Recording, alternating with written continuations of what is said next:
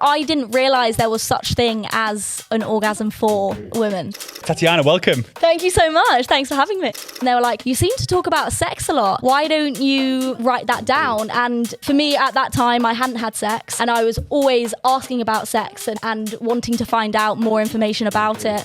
And me and my dad were chatting and being like, why don't I start a podcast? And straight away it took off because I didn't realise that we could get pleasure from it too. Really? Yeah, so are you shocked because you didn't realise girls get amazing banter? I hate using that word, but...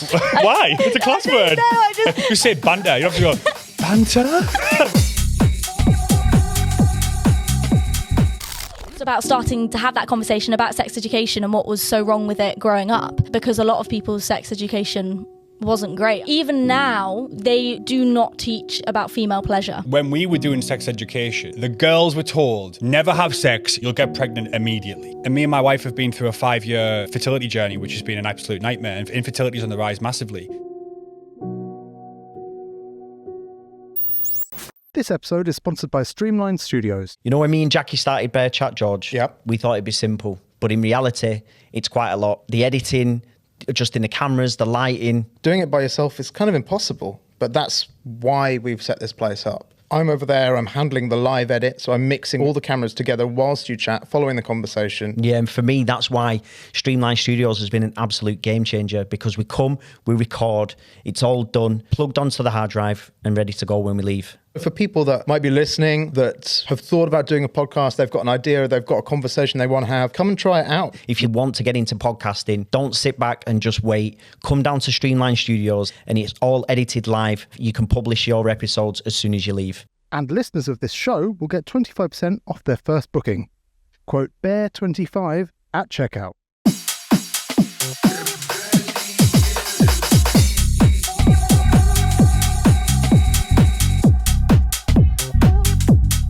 Really cool. What a good idea. Yeah, so I'll link you up with him. Yeah, please do. Really cool guy. Anyway, Tatiana, welcome. Thank you so much. Thanks for having me. You're very welcome. In fact, before we start, I fucking love the name. I never actually met anyone called Tatiana before. Sick name. Yeah, it's weird, but I was going into Manic Monsters as a child, right? And Manic Monsters are like a playground. I was going to ask you, I don't know what that is. Yeah, so it was a soft play area. Okay. And that was the first time I ever heard another Tatiana. And to this day, I find it difficult knowing that there was another Tatiana. There was another one. At that time, I was like, oh, I can't believe it. And I was fuming at this poor girl that was called Tatiana. Relax. I've got quite a weird boy name. Jack is my actual real cousin name, Jackie with a Y. Well, you were actually born Jackie? Yeah, well, I was born and then I was called Jackie, yeah. So I was christened Jackie. My name's not Jack. It's Jackie with a Y on my passport, my driving license, everything. So I didn't know this until maybe in my teens, but Jackie in the northeast of England, because I'm from like Durham, Newcastle way, Jackie was like a term of endearment. So if you're in a pub, I use this analogy all the time. If you're in a pub and you're like, oh mate, in Newcastle they go, oh Jackie. That's what they'll say. It's like saying mate or friend or pal or whatever. And they don't do it anymore. They don't say that in the northeast anymore. And then I just thought that's just what happened. And then I spoke to some friends back home. They said, I haven't done that for 30 years. My granddad was called Jackie. So I got called after my dad's dad, which made sense. But I didn't know this until, I'm not joking, about 3 weeks ago I was speaking to my dad because me and my wife are pregnant. She's 20 weeks.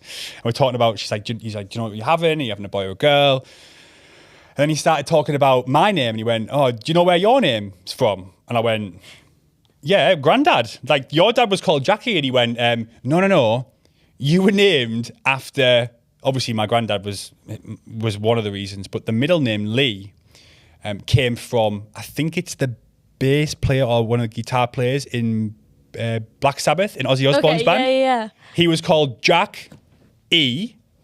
Lee. So my dad called me Jackie Lee. Morn. What a good idea. Yeah, I didn't know this until about 3 weeks ago. I was like, what the fuck? Well, mine's actually slightly more embarrassing. So, and every time I tell this story, I then think, oh God, I shouldn't have said that. It's because my dad saw in a magazine, and it was a good looking model in a magazine, and she was called Tatiana. But every time I obviously say that story, it then sounds like my dad got a porno mag. Yeah, I was just thinking And that was where like my mind yeah, went. exactly. And so then I always go, oh my God, I can't believe I've just told someone random, and they're thinking, God, I don't know why she said that story. I was named after a porn And I keep star. having to say, oh, by the way, not a porno mag, which then makes it worse when I then say 'cause you that. brought it up. Yeah, because I brought it up. So it's just like, yeah, it's horrendous. Yeah. Anyway, yeah, thanks for coming. We got connected through, I think one of your team members got in touch with me, and I actually had connected with her a couple of years ago, and she was talking to me about you. And as far as guests go, it wasn't something that would have come on my radar because my background originally is, from the music industry. I was a DJ.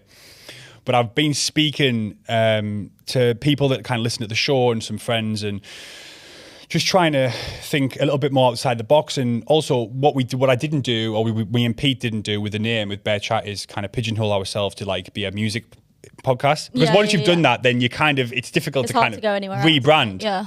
And Bear Chat could be anything. So I said this to the previous guest as well. So when Lindsay mentioned it, she sent me the link, and I don't think I looked at it for a few days, and I went, oh, Lindsay's messaged me, I'll go back. And I checked it out, and I was like, this could be a fucking really interesting conversation. And then when we had our call, was it maybe like last week? It moved quite quickly. Yeah. And then you told me a bit about your story, which I would like you to go into a little bit more detail today. I was like, that's a fucking story. That's like a proper story of turning lemons into lemonade and now where you are now. Yeah, for sure. So for a bit of background for the listeners who don't know who you are, be nice just to give everyone a little bit of a background of who you are, your story, and kind of what you're doing now. Yeah. So I'm Tatiana, as you know. I have now become a presenter and host of my own podcast. And that pretty much has set my future out for me, which is very nice. I think I went to a drama school. I went to the BRIT School in Croydon, and one of the last terms was to write a play about anything you like. You choose a subject. So I was really struggling, thinking I have no idea what I'm going to write. I spoke to my parents, and of course they gave me the most shocking idea ever. Thought, okay, I'll just take it. Started writing it, just writer's block. And for me, I felt like I was quite a good writer, so that was really unnatural. Then went to my friends, and they were like, you seem to talk about sex a lot. Why don't you write that down? And for me at that time, I hadn't had sex, and I was always asking about sex and wanting to find out more information about it. And it was it was at that time where I was getting so stressed about the idea of sex and thinking, I don't know if I can go through it if I don't know enough information. How old were you at this point, sorry? This was probably, I think, 15, 16. And you were at college, this is the time you were going into college? Yeah, going in, I think it was the first year of college. Okay. So however, yeah. Yeah, 17 or... So I think it was like the beginning of 16, because I then later had sex when I was 16. But so... yeah, really struggling what to write about. Started writing about sex, and it kind of worked, and it was all about first time stories. Within that, I had sex for the first time. And so I then decided I'll write about my experience as well, because it was a verbatim play, which means you write word for word what everyone else says. So I interviewed a selection of people and put their words onto paper. Anyway, and it won the competition that it was on, and it was going to be put on a London stage, which I couldn't believe, alongside other plays that were written. But unfortunately, COVID hit. And so that I was leaving drama school thinking, I want to have something to my name that's going to help me, especially because of COVID. It meant that everything else at BRIT, it wasn't going to be in front of industry people, because it was all online. So I thought, I've just had the most amazing experience at BRIT, got all my skills, and I've got nothing to show for it. And so I decided to create a podcast. I put my play down on the table whilst my parents were eating breakfast. I hadn't told them I changed this idea. So they were eating their cereal, and I think that came out straight away when they realised that it was about first time sex and the idea of it. So yeah, and they just have loved with it and rolled with it. And yeah, my dad me and my dad were chatting and being like, why don't I start a podcast? And so created a studio, was lucky enough to film 12 pilot episodes. There was 12 living in my house at the time. And so I just shot each of them individually and then went with it. And straight away it took off, which I was really pleased. I kind of jumped on TikTok straight away before TikTok became this other thing that everyone seems to be doing. And podcasts, because that's a big thing now. So yeah, I was just very lucky, and it did really well. And so that's basically where I am today. I because of the podcast, I thought these questions I'm having are like legit, because I have had sex once and I'm asking these questions because I don't know what I'm talking about. But I realized that I couldn't give advice. I didn't know what I'm talking about, and thought I want to talk about sex openly, and I want more platforms too. So the best thing I can do is become a sex educator. So last year I did a course, and now I'm a sex educator, which is fun. So it means I feel more capable of talking about it, and feel more comfortable. Because I definitely get a lot of imposter syndrome in situations where I'm thinking, God, I have no idea if I deserve a voice on this, because I haven't educated myself. So I like to think now I've got a bit more information. But yeah. That's a mint snapshot, and that is kind of what we talked about on the call the other day. But the bit that I found the most impressive, mate, is that you've took a situation which it could have personally, it could have destroyed people's motivation, especially going from you have this amazing achievement and winning this thing, and then about to like do this play, and then it all goes from underneath your feet. I related to that when you were telling me that. I didn't say this on the phone, but I related to that because I was, as much as maybe I wasn't living a very healthy lifestyle, I was just on this, I'd been through this kind of come up in the music industry as a DJ and then have a plateau, and then I was going up and down, and I was just about to go and do two or three huge tours and buy a house and get the money from the deposit for my house, right? And then it all went from underneath my feet at lockdown. Because, DJs, anyone who's doing live performance, you have to stay at home. You pretty much lost your job overnight, and you're self-employed. You don't get money off the government. Well, we did get, I think we got that, what was it called? That, what was that? What was it name for that? Furlough. Furlough, yeah. We got furlough eventually when that came through. But the amount of money that I was going to make from these gigs was going to, I moved back to my mother-in-law's. For 4 months. Ended up being there for a year because I had no job, no money. I had money on credit cards. But the reason I'm saying this for context is because what you did in that moment is you've turned that energy, which could have just been, a lot of people could have just gone, toys at the pram, oh, fuck it, what have I got to do now? Just maybe got some cushy job and just like cruise along. But you've really took that creativity from that, and you've made what you've made today with the podcast. You've created this incredible following on social media, and you jumped on that well before, like you said, everyone else is jumping on it now. But you were like an early adopter of that in that way. What made you, that one question I've got before I come back full circle is what made you go to TikTok? Because that was one of the platforms where I've seen recently where you've got a huge following and it's doing really well. Yeah. So I don't know. I think at the time, I'm trying to think who was doing TikTok at the time. I'm not quite sure. However, I just knew that TikTok was growing, and all of a sudden people were like saying, oh, they're a TikToker, and you then got a bad name for becoming a TikToker. That was a thing. I remember kind that. Of like that's a really easy way to get views. But I remember doing the first episode that was ever released, which unfortunately isn't up anymore. But the first episode, and I was like, and it was a husband and wife, and they have it was such good chemistry and amazing banter. I hate using that word, but... Why? It's a class word. No, I just feel like... Banter. Yeah, It depends how you say it. Yeah, you say banter. You have to go, banter? With a question mark at the end? My accent. Yeah. So and there was such amazing moments in that. And I remember my mum, pushing me and was like, TikTok's the way forward. You need to, really? this is gonna do it. Interesting. So I literally posted the first one, or I got to the third one that I posted, and straight away, I think it was like 2.3 million views. Wow. And at that time it was like, what? That's insane. I mean, it still is like that for me now, but for other people, I'm sure that's probably quite low. I'm not sure, but but that's perspective, right? Exactly, that's perspective. Exactly, yeah.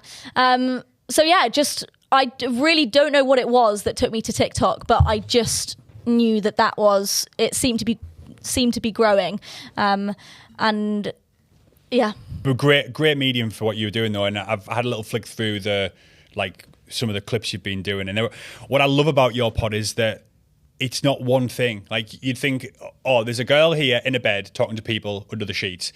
This is about sex and that's it. You talk about everything on there. Yeah, exactly. It's not, I think that's the biggest misconception about the podcast. You know, it's like when I'm trying to get guests on and they're saying, oh no, I don't want to talk about my sex life or anything. And I'm saying, but it's not about that. It's just literally, you don't have to mention anything to do with your sex life because again, that's completely your business. You know, it is a private thing that goes on. If you're willing, then great. But if you're not, then we won't go into it. It's very much just about having those conversations that you would with your lads or with like me on a sleepover with my girlfriends. And it's just about starting to have that conversation about sex education and what was so wrong with it growing up. Because a lot of people's sex education wasn't great. I know mine didn't become great until I went to BRIT, and then it got better. But there's so much that I didn't learn, and from having these conversations on the bed, I realise more about what's wrong with the sex education system as well. Let's talk about that a little bit because that's been a topic which me and my wife have recently been delving into, especially when it comes, well, I mean, we're talking, how old are you, Tatiana, am I asking? 22. 22. So my wife is, I'll tell her, she's over 10 years older than you. We went to school, a while ago, and when we were doing sex education, the girls were told, never have sex, you'll get pregnant immediately. Yeah. Right? It's just this like black and white thing. You remember like we even like as like lads watching videos in year 6 and it was talking about like it did this weird thing where it saw the woman and the man cuddling under the sheets and then they were like pregnancies are higher than ever and children and adoptions up and all this stuff. And it was just like a scaremongering thing we had. And this is maybe going back 20 years now. And me and my wife have been through a 5-year fertility journey, which has been an absolute nightmare. And infertility is on the rise massively. So this, from that angle, when we were taught this is how it happens, it was so wrong. And even if you look back at the stats, that wasn't how pregnancy worked. It wasn't that easy to get pregnant even then. It's obviously harder now because of all the toxicity in our environment and stuff. But this is just one aspect of sex education. Yeah. What aspects of sex education have you found with this project and now going back and studying it, have you found that are completely out of whack? So even now, they do not teach about female pleasure. So I didn't realise that sex was for women. What do you mean? I didn't realise that we could get pleasure from it too. Really? Yeah, so... Wow. Are you shocked because you didn't realise girls get? No, I thought everyone knew that. Yeah, So yeah, that just seems. Obviously, I'm talking from a lad's perspective. Yeah. I just assumed that everyone knew they were having fun. Yeah, but it is really interesting because I think it's what you said about you're told that straight away you'll get pregnant, you'll straight away do this. They say, oh, it's good fun, but they don't. I didn't realise there was such thing as an orgasm for women. So it's not taught. That's not taught in school. It's not specifically taught about. And I definitely think the LGBTQIA plus community definitely needs to be. It needs to be more open in classrooms to discuss it. I think. Yeah, and a big thing about fertility and infertility. People don't realise that not everyone can get pregnant. Yeah. And that's sad. It's really sad, and it's more common now than ever. I thought this stat was something like 5 or 6, 1 in 5 or 1 in 6 people struggled with infertility. Yeah. I had a girl here today who was with the team who were in before us today, and she said it's actually been revised, and it's now 1 in 3 people will suffer from some form of infertility. Yeah. That's a huge number. It's crazy. That's a huge number. That's not taught. And I don't know about education, sex education. Now, you might be able to shine some light on that, but when we were at school, I mean, infertility, I didn't even know what infertility was. I thought it was so easy to get girls pregnant. But it's interesting because I think it's that a lot of people do shy away from the fact that men are infertile too. Oh, yeah. And so I think it's 40 to 50% is also male infertility, which is crazy because it's quite equal, 50%, obviously 50-50, so it's mental, and a lot of people don't realise that is a statistic. And also I was reading up about the women are born with 1 to 2 million eggs. Then they go through puberty and it goes down to 300 to 400,000. And then from that it then goes down to 400 to 600 eggs.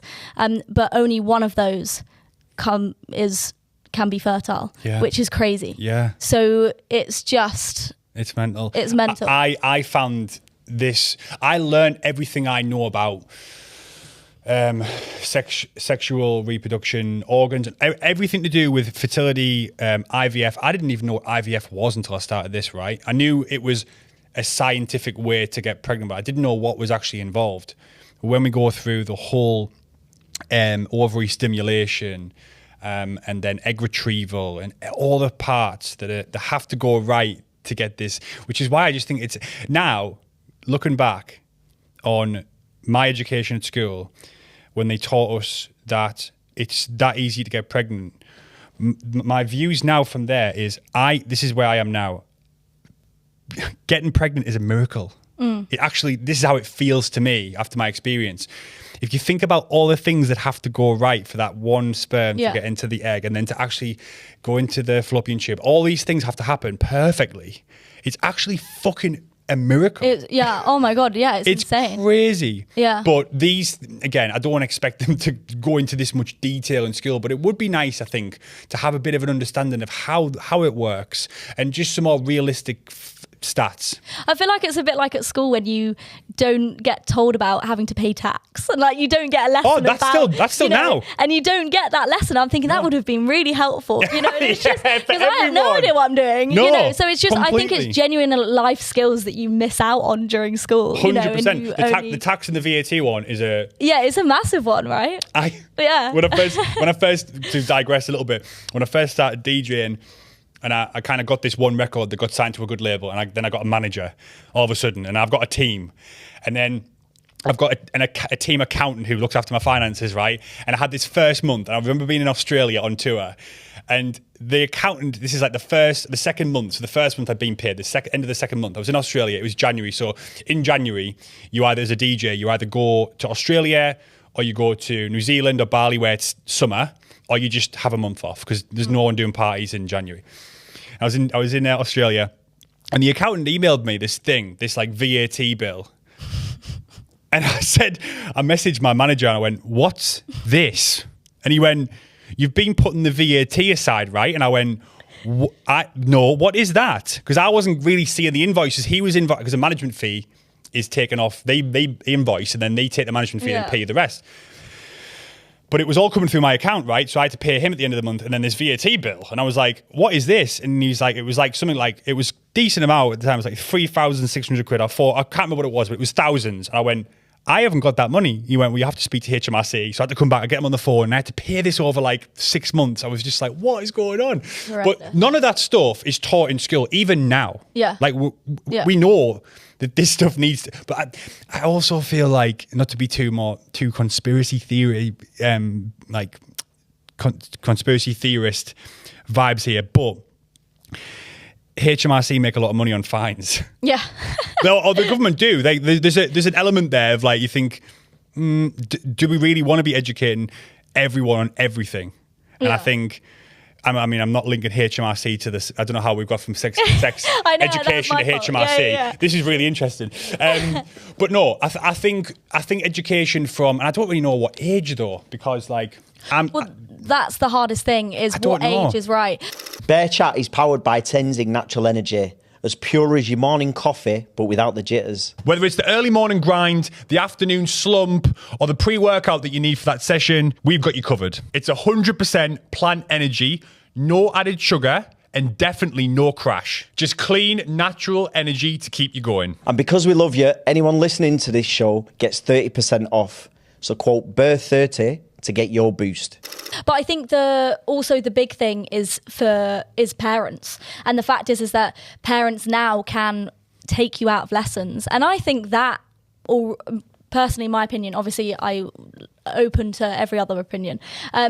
However, I do think that's wrong. What do you mean by that? Parents can take? So in a sex education lesson, your parents can take you out and say, I don't want my child to be learning this. And I think that is wrong. I don't think that should be possible because it's learning a part of biology, you know. It's a real part. It's going to be a part of everyone's life. Yeah, exactly. Yeah. So I think that. What was the reason, and what's the reason that that's written into the curriculum, or not curriculum, but like the rules? Why is that? Do you know why?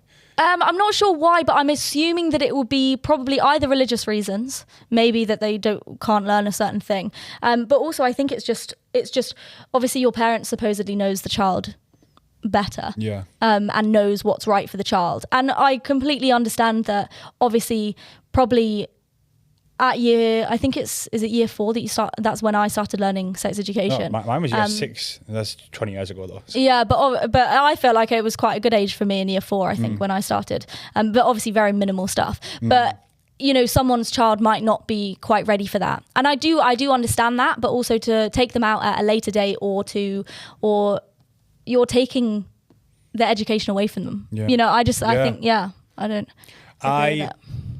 I don't know. I've got a family of teachers. My mum's a teacher.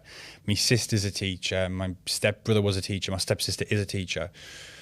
And I maybe have to have a discussion with these guys about this because I think they're all primary school teachers. And I think it should be in primary school. But I don't know what... there is a fine line, right? Yeah, but it has to. sure. I think it has to be taught because, especially when they go it is a big jump socially to go from year 6 when you're like 11. Yeah. And you go to big school. You're at school with kids who've already been through puberty. Like they're 16. They're in the same buildings, right? So there has to be some level of education. I think personally, from primary school to there, what that looks like, I don't know. I also don't think. Saying this to be devil's advocate on what I'm saying, I don't think there should be like scaremongering saying infertility's up. Like, be scared. No, of course not. There has to be a balance, Yeah. but I think there has to be some transparency about what the reality is. Yeah, for sure. But also, I find it interesting that really, like also as a teacher, it's hard when you're the one teaching it because you can want to teach them something, but it's the principal, I don't know, headmaster, headmistress, whatever you call them now. Yeah. It's them that is having a conversation obviously with the board of what they want to teach the students, and it has to be obviously all laid out. So a teacher can be in a lesson thinking someone's asked a question that's really important and they want to answer it, but they know that they're not allowed to because there's only a certain amount that you can teach within the lesson, which I think is sad because you never know what's going to come up. I remember asking my teacher in year 6 like what a blowjob was, and she turned around and was like, you'll have to ask your mum. And for me, that was like, that's rude. I'm thinking, no, I'm interested. I at that point, probably, I'm lucky that my mum, I would feel comfortable. But a lot of people would be like, absolutely not, I'm not asking my mum. And then you'd be just trying to, like, you'll be wondering forever. Yeah, you know, I sorry to cut you off, but I do, when you first said it, my instant reaction was that I agree with the teacher. And then when you started to talk about the alternative, which is asking your parents, I had the same reaction. I was like, well, fuck that as well. Because I feel really sorry for the teachers because obviously they will realize they want to probably say. I feel everyone is so open, more open. Sorry, not everyone is, but like people are more open with talking about their idea of sex and relationships. And whenever I talk to people, maybe it's just because it's my circle, but everyone thinks that that teachers. Everyone wants to talk more about it and be open with children about it. But obviously it's someone that's higher up that's making the decisions, or even like the parents if they're deciding what their children's allowed to learn. Yeah. And so it's not just on the teacher, it's the whole education system. Yeah. It's crazy. Something you said there about everyone's, I don't know, maybe you just didn't say it the right way, but you said something about everyone being open to talk about sex. Yeah, so said it in the wrong way. So okay. Yeah. So I also don't mean everyone, but I like to think that we're in a time at the minute that we're more open talking about sex is what I meant. And knowing what you do in your podcast and the kind of the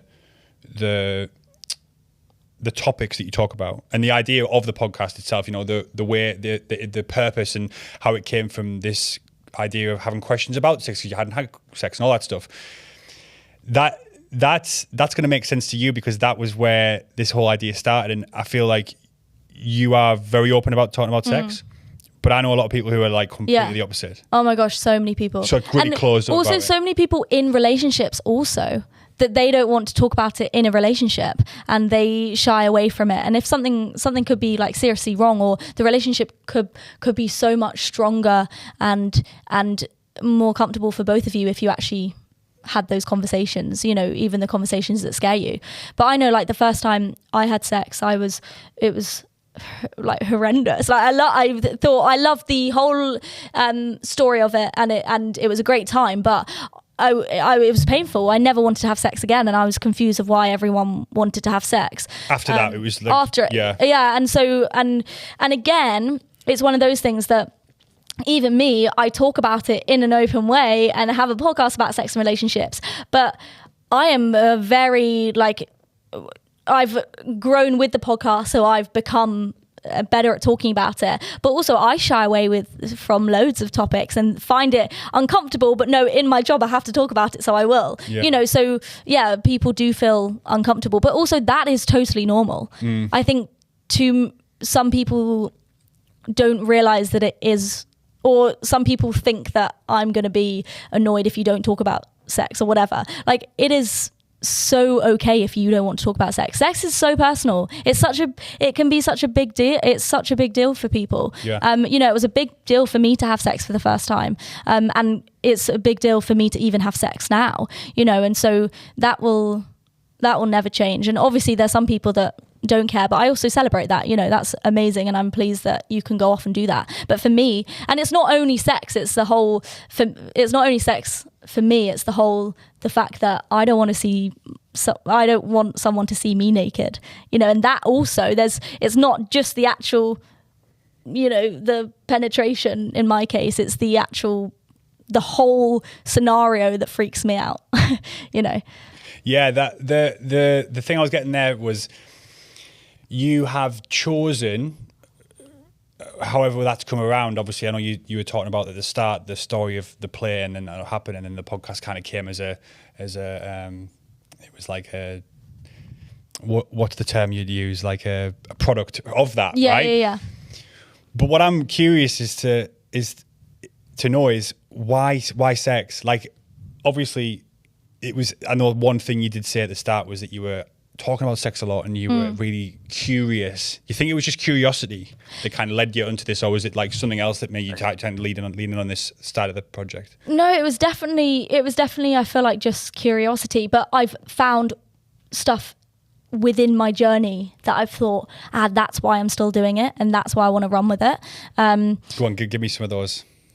I suppose I think talking to people all the time, they always give you another thing to talk about and to learn, and you know, the stories that I have no idea, you know, it's just the general whole idea when someone's telling you their sexual story, or it's about open relationships, right? And I find that really fascinating. And I went through a time in my life where I read a book about open relationships, because I then became really curious and thinking, well, maybe that would be for me. You know, is that something? Because I feel very disconnected to sex sometimes, or feel almost too connected to it, because it's always constantly on my mind because of the industry I'm in. Of course, yeah. You know, and so I always have to think about it. Yeah. And so for that, I was like, I don't have no idea what sex means to me. And so that made me want to continue, because I want to try and find my place within sex and with what I want to talk about. And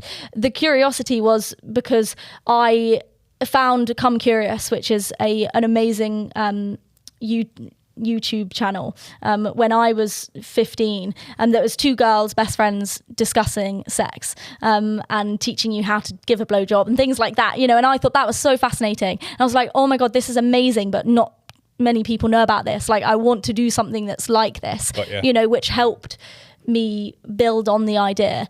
And so I think it's the fact that I learned something new with my guests and realize, okay, now I want to do something more, or you hear the struggles that people are having, and I want to be able to talk more openly about it. The problem I find is that I don't know facts and figures, and so I'm sometimes thinking, oh god, I don't know how, you know, like coming onto this podcast, I'm very much like, I'm worried that I'm going to be out of my depth, which I obviously touched on earlier about imposter syndrome. But it is one of those things that it makes me want to do better and learn more. Yeah. But you've also took that step from just talking about sex at the start to then becoming a sex educator, right? So you are making the right steps, and you're consciously wanting to improve your knowledge in order to improve the project and then to improve the podcast and to improve the whole thing that you're doing. So you're doing all the right things. Thank you. Yeah, no, you definitely are. And this imposter syndrome, this is my opinion, I don't think it's a bad thing. Yeah, I think imposter syndrome can, if it's utilized in the right way, can give you a motivation or find an energy to be better that you wouldn't have normally had. Because sometimes, I'm trying to use your, come up as an example in this anyway. So you obviously, you started this project, you went into TikTok and you had this huge fucking massive boom and following and views and everything, right?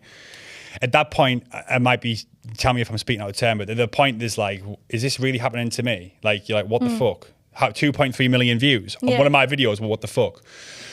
But that can really make you think about, are you doing the right things? Are you making the right moves? Like, you have used that, this is how I see it, you've used that and gone, I need to educate myself in this area. I can't keep doing this unless I know more. And you've gone and done that.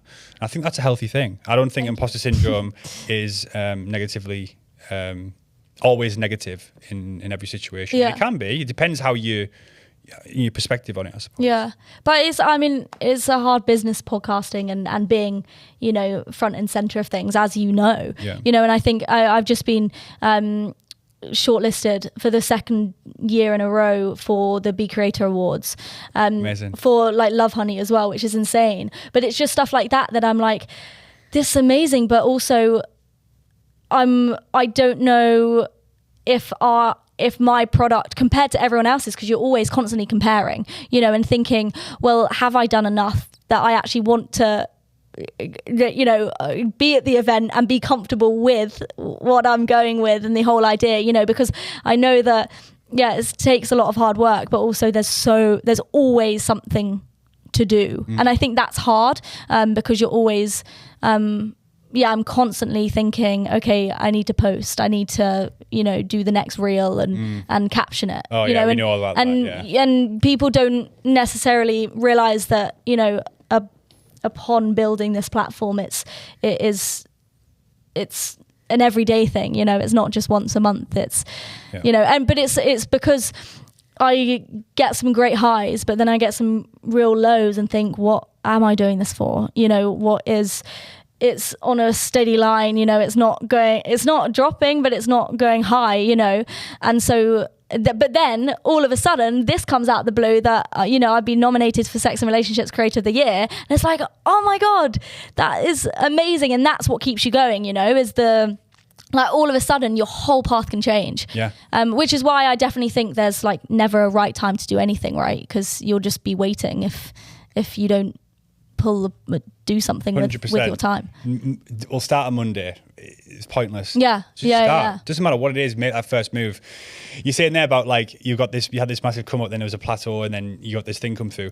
That on a graph, if you go from the start to that award nomination, it looks like that, mate. Like this bit here where you might have had like a plateau, if you want to call it that. It's not that. That consistency's got you to that award, and that'll just keep going. Thank you. Although that is what it is, though. It can feel like that in the moment. I had that in the music industry. I've had it in business. I've had friends who have also been through things where they think it's not working, and then like that. Yeah. And then all of a sudden they're like an overnight success, but it's not. You've fucking grafted your ass off and grafted your ass off. Consistency is key, and you are consistent. I only saw your page weeks ago for the first time, but you're relentless. Like you just put your stuff out, and you're not having breaks. Like you said before, this isn't, you do we won't do this podcast because we put one out weekly, right? Yeah. This isn't me coming in, having a lovely chat with you, having a nice time, and then after 45, 50 minutes or whatever it is, we're done. This is, we've got to go home, then we've got to make sure that the edit's right, and then we've got to do the clips and the captions, then we've got to make sure we're replying to people. Then, that caption didn't work, but that clip did work, so we'll mix them up, and then we'll... you the same. I go to bed thinking about this. And this is actually a passion project for me. Like, Bear Chat is something that I want to do for me. I want to meet cool people, I want to have interesting conversations, and I want to... At the start, it was to speak to DJs about like their careers and their like ups and downs and stuff. But now I just want to speak to anyone, and I want to have a really cool platform where I can do me and not feel like I'm trying to be someone else, right? And that's what I'm doing. Yeah. And if it blows up and we have a fucking great 3 or 4 years and we're making loads of money, mint, right? Yeah. But that's not what I'm doing it for, and I kind of get that from you. Obviously, I know you can, I think you mentioned it before we started recording about the ups and downs of having a podcast, but mate, you're only in your early 20s. Yeah. And you're doing really well. And the podcast, the idea is wicked.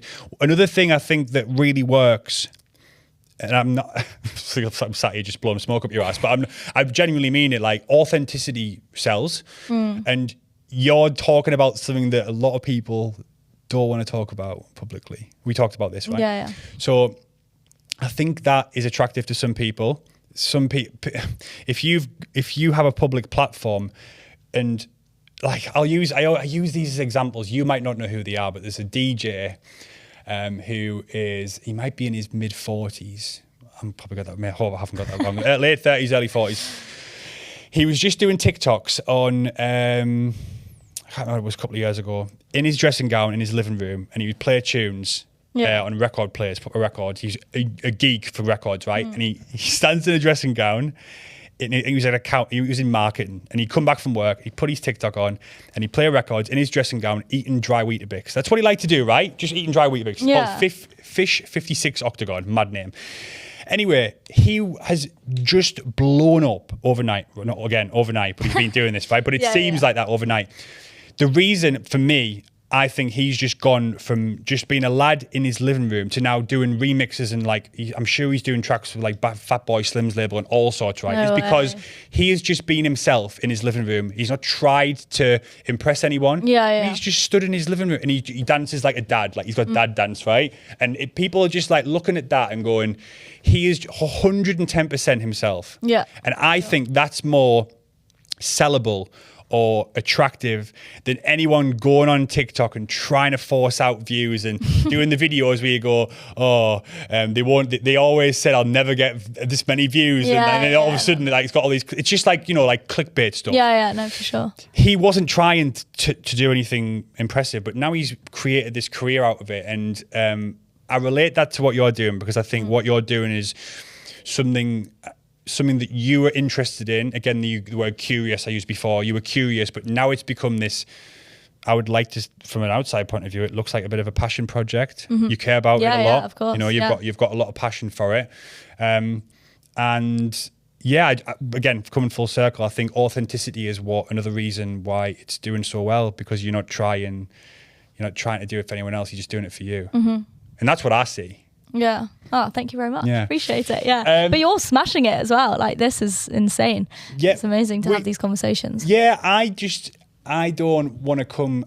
In fact, I do this because I make some points just in case, because I like to make sure I've asked questions I really want to ask. I've ticked 2 off. I've ticked Tatiana, podcast, background, and everything else is still like, because sometimes the conversation like today, it just goes. Yeah. Of and course. This is what I want. Like this, having a conversation like this, uninterrupted, without our phones, which by the way, we're on all the time because we're doing clips, we're checking social media. We're messaging people back, we're trying to book guests, all that stuff. This is unheard of, where you sit down for like however long and you just have a genuine conversation. Yeah. This doesn't happen. When I used to have DJs on at the very start, more DJs, most of the time I'd spoke to them was in a DJ booth or in a green room, in the back of a club, where you're screaming at each other because you can't hear anything, and you usually had a few drinks and whatever else. And I'd sit down with these people and I was really excited to see them, but then after 5 minutes I'm like, fuck, I've never done this with you before.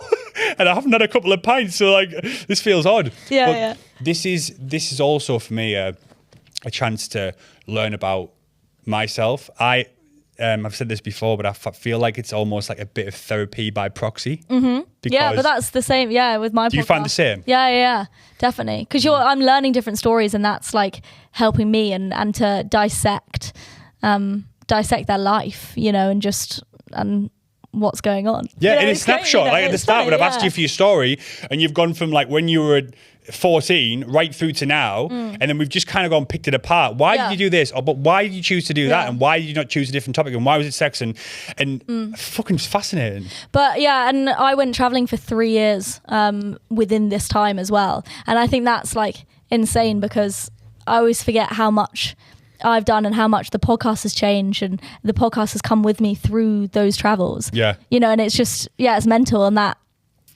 brings such a different aspect as well, talking about sex and relationships, because I've been interviewing people from like other cultures and things like that, and so I'm always having like such like insane, interesting chats with people that you would never expect that someone goes to tell you. Or it's like, it's being in hostels and you are made, right, you got to make some friends, so go out and do it. Yeah. And literally just like being able to talk to someone and then getting to know their deepest, darkest secrets. It's crazy. Yeah, it's mental. Yeah.